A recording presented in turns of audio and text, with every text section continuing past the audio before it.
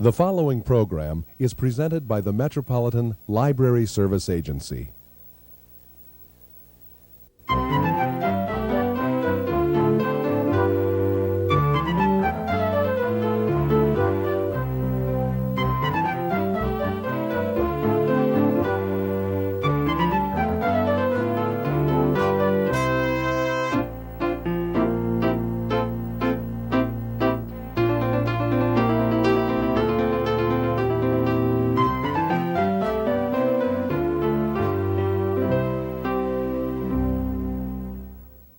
Hello, welcome to All About Kids, the program focusing on the interests of children and young people and some of the issues affecting them.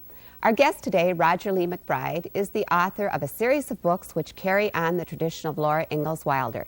He'll be talking with Children's Services Librarian Gail Mueller about the latest book in his series, Little Farm in the Ozarks.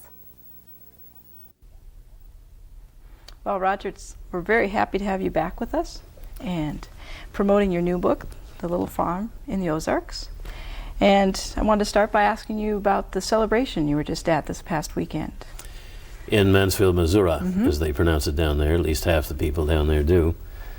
It was the 100th anniversary of the trip by the Wilder family from what was then Dakota Territory to Missouri, where the family lived forever after. Rose didn't, of course, their daughter, but Ma and Pa, Almanzo and Laura did.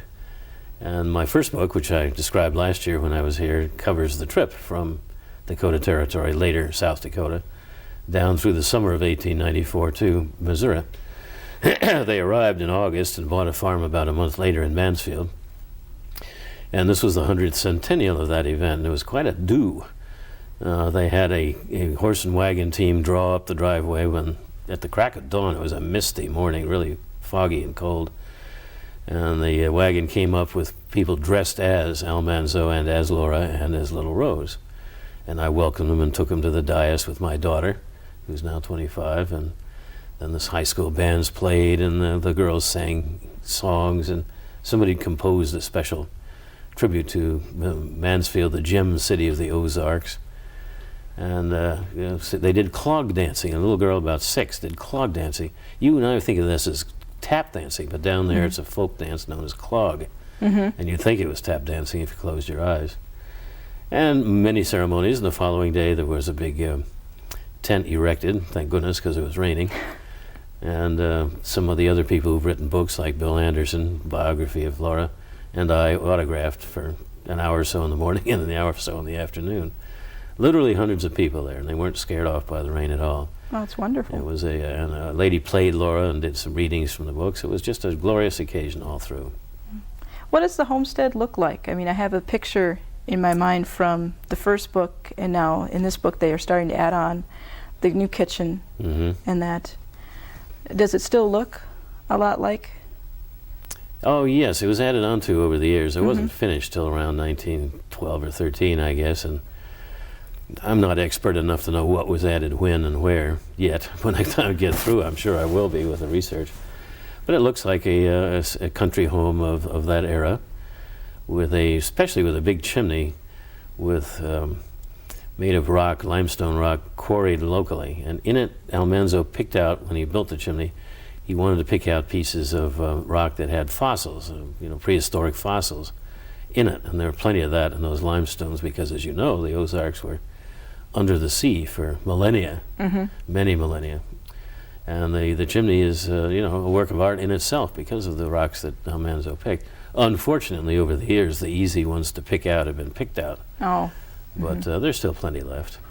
What does the surrounding countryside look like? Is it grown up as a city, or is it still farmland, or? Oh, it's farmland. Mansfield is at most 1,000 population. It's sort of a rural center for the farm folk who come in and buy their rubbers and their plows and things of that sort.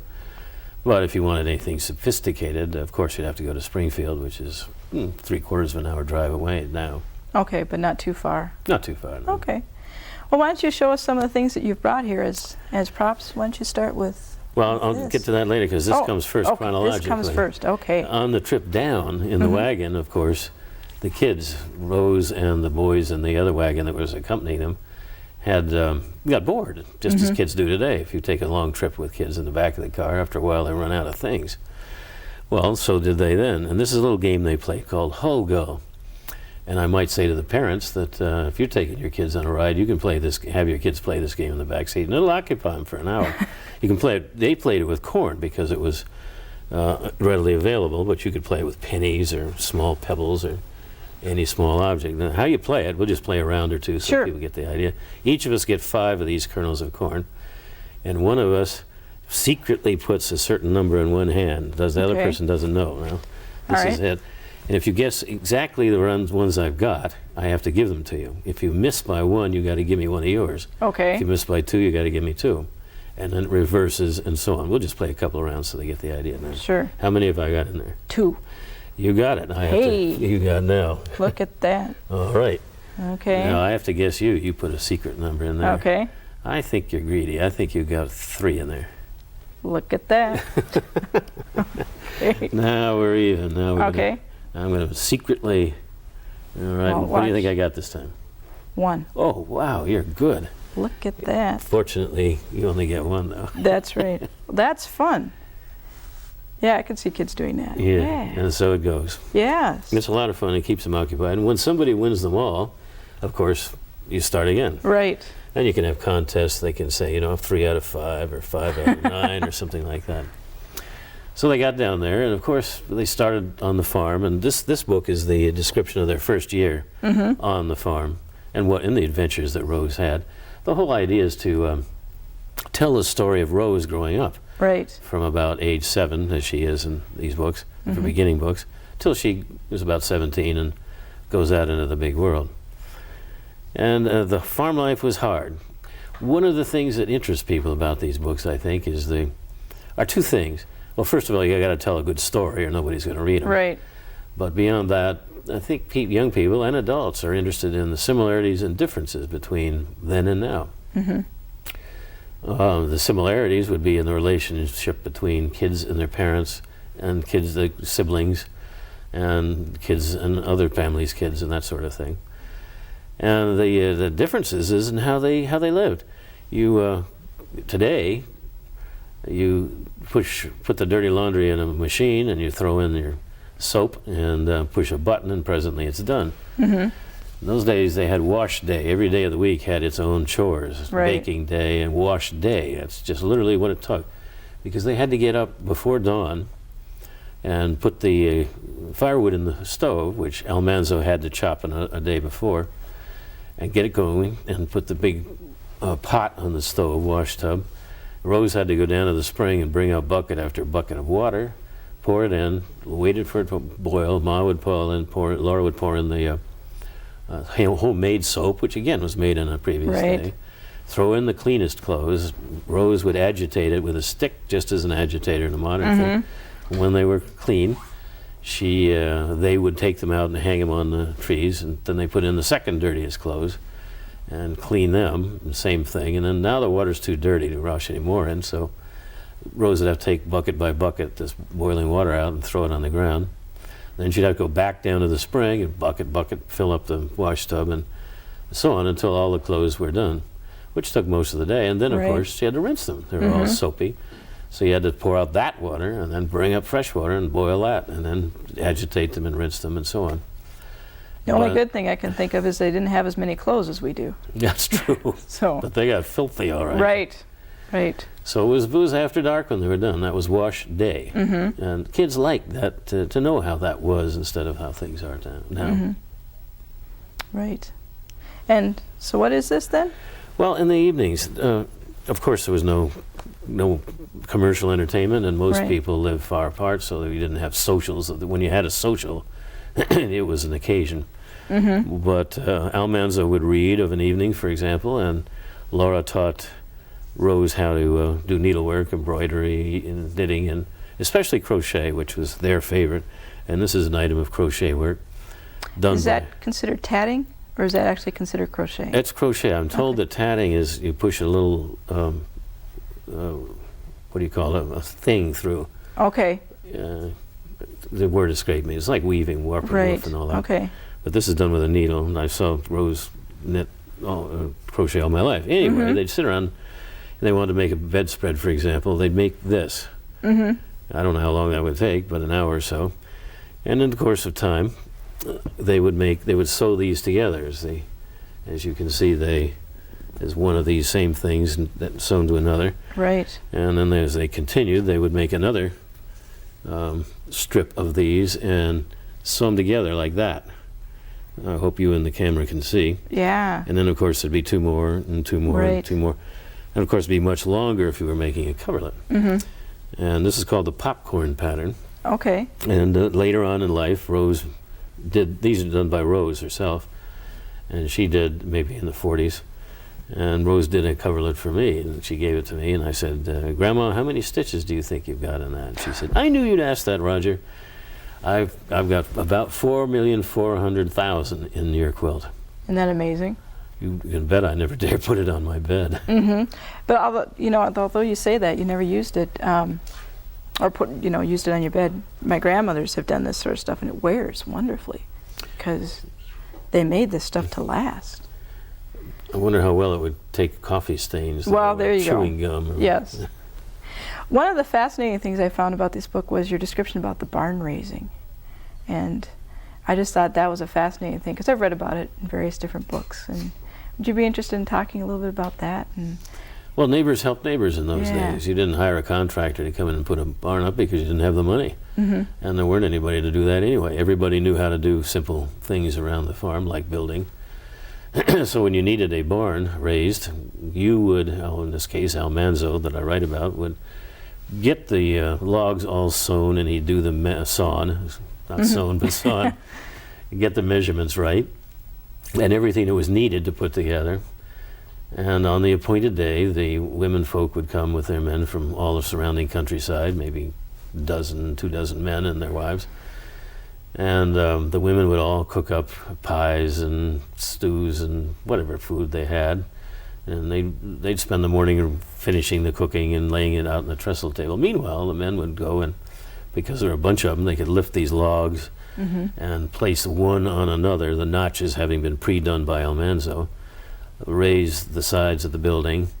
And then when it came to the top, the trusses to make the roof would have been pre-sawn, and the men would get together and lay them up and put them against each other at the top and nail them, or use wooden pegs, depending on where you are and what you're talking about, together, and then they'd shingle.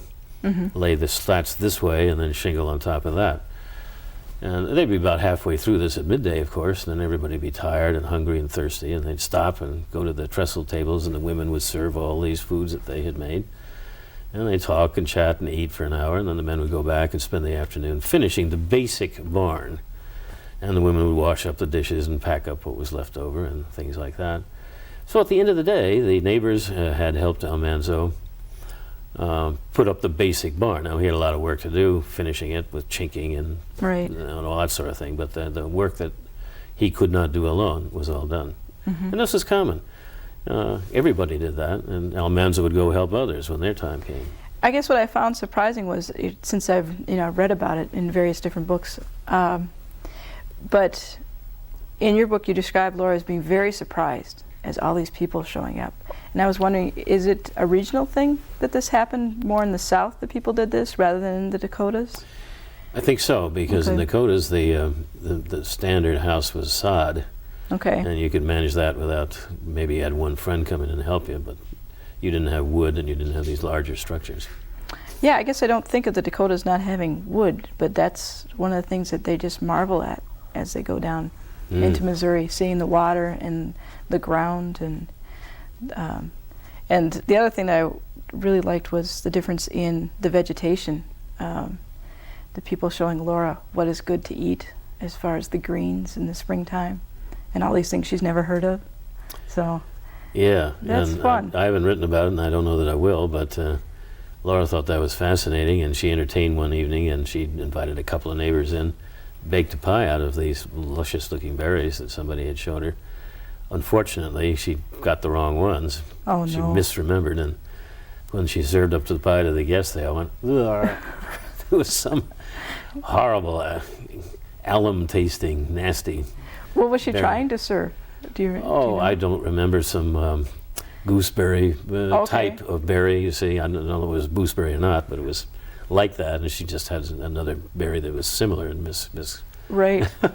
she was mortified for a long time. I believe it. Yeah, especially for someone who, that was a special occasion because they didn't socialize that often. You talk in here, well, in all the books about when they go out with other people, it's a very special occasion because visiting wasn't common. They didn't have time for it.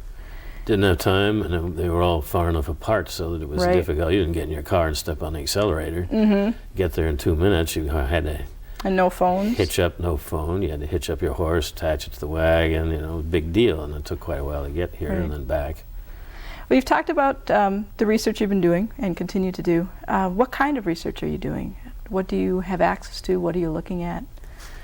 Well, Rose kind of adopted me as her grandson in later years. I met her when I was about 17 and she was about 60. And we became very close friends, and I was her business manager and lawyer until she died. I knew her well for 25 years, and she told me many stories about her childhood. So that's basically what this and the preceding book, Little House in Rocky Ridge, are based on. The stories she told me about her adventures and so on. But of course that doesn't make a book.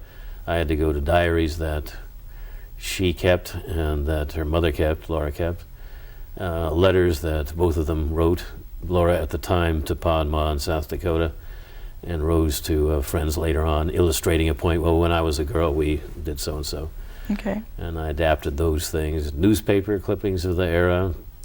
I spent time on an organic farm near Branson, the country capital down there. Okay. Figuring that an organic farm today would be about as close as I could get to Right. the real farm then. And so on and so on. So I, what I didn't know directly, I had to piece together, and what I didn't find historically from them, I had to guess what they had to have seen and done, like the tarantula episode, Lauren. Right. Yeah, I remember that. I remember Rose did tell me there were tarantulas, but I don't remember any story about it. So I made up that little bit about Laura getting on it, leaping up and seeing this huge, hairy, bread plate-sized spider running at her. I would have leapt up too, yes. Out the door.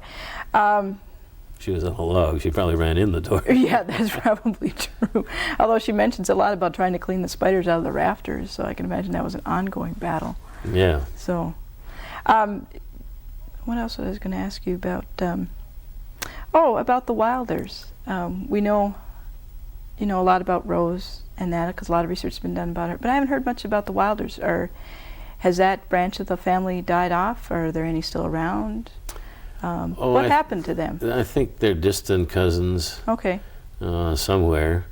Liza Jane, who was Almanzo's Right. sister, went to Louisiana and married a man down there named Thatcher. No, it wasn't Thatcher. Thatcher was the name they gave their child. And that child has descendants who still live in Louisiana. I don't know that any of the others have descendants. If they do, they're sort of scattered with the wind. Right. Do you talk about in here Pa or Almanzo getting a letter from Eliza Jane trying to get the family to move down to Louisiana? Did she ever succeed? Oh, yeah. Did she really? In the 6th book, she will. Okay. Rose couldn't finish high school in Mansfield because they didn't go that far. Okay.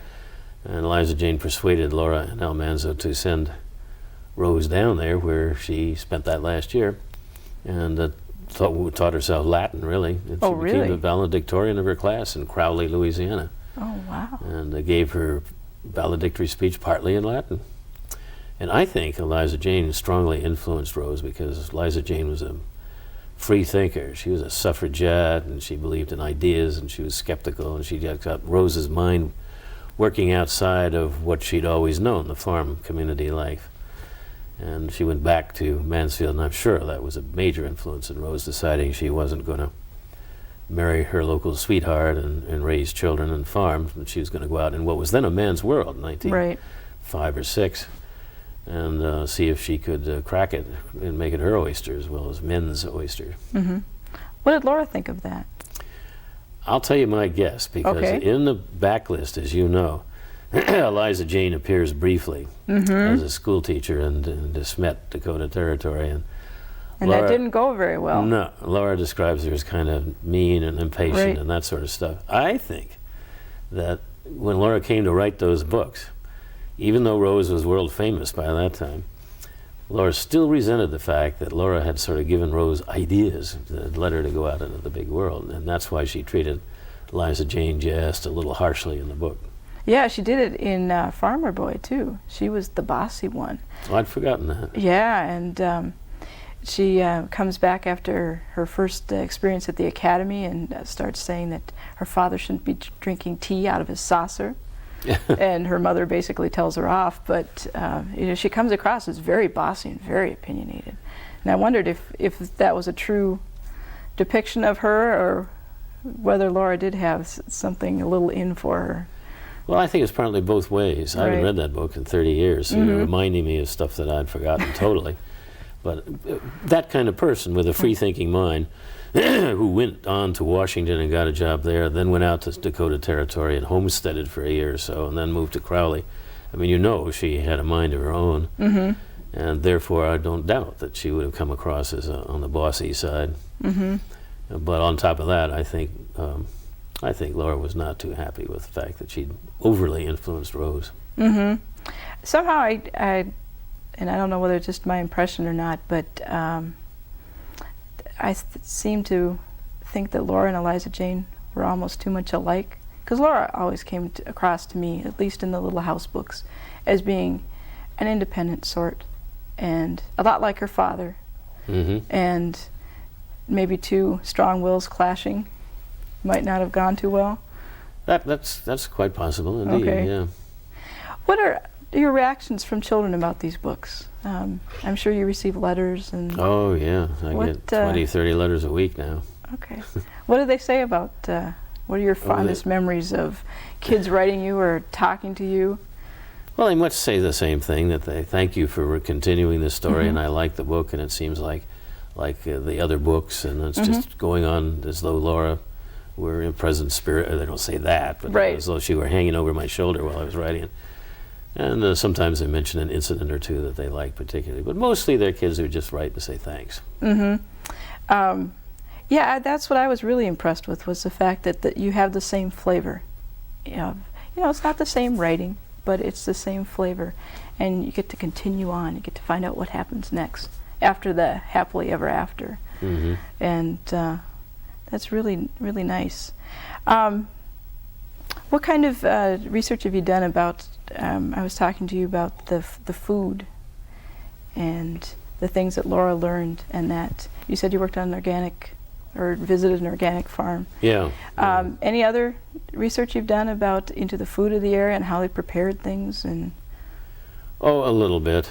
Not a whole lot, because I'm not a foodie myself. I don't know how to cook. I know how to eat, unfortunately, but I don't know how to cook too well. But I concentrated on more of the exterior world, okay, like bats, you know. right.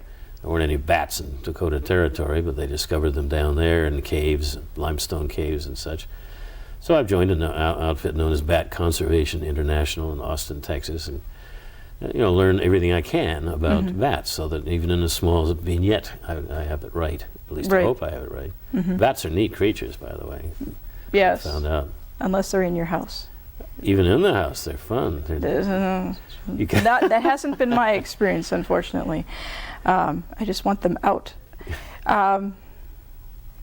Is there anything else you'd like to talk about in your book that you want to point out? And well, there's a lot of adventure in it, I think. We've been talking mostly about the grown-up aspect Right. of all this.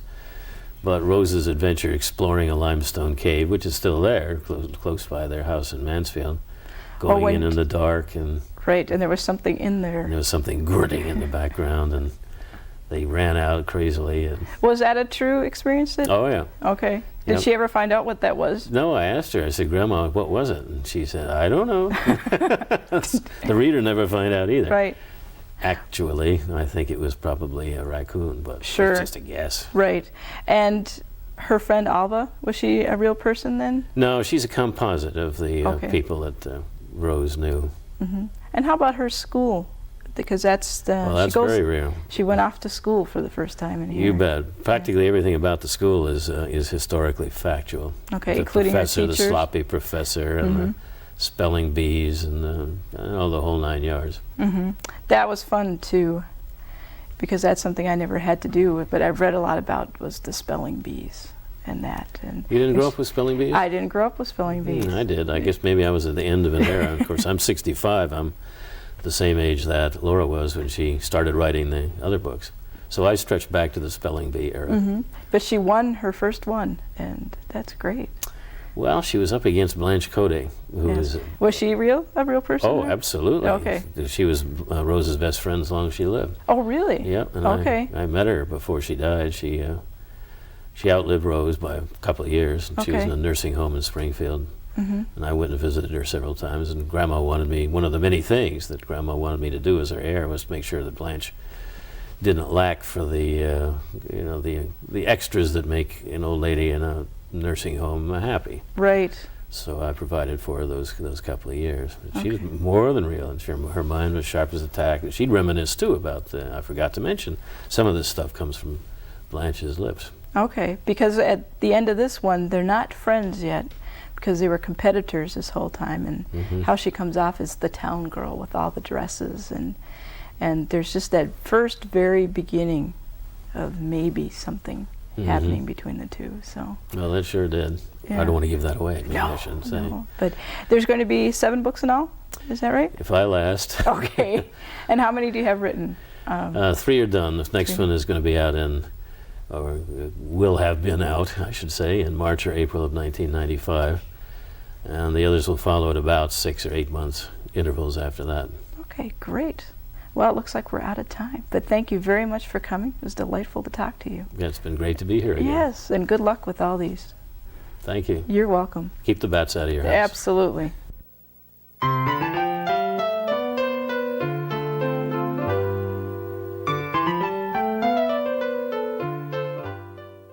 Roger Lea MacBride's books are lively descriptions of life in the 19th century for children today. Thank you, Roger Lea MacBride, and thank you, Gail Mueller. Thanks to all of you for joining us on All About Kids. Please tune in again.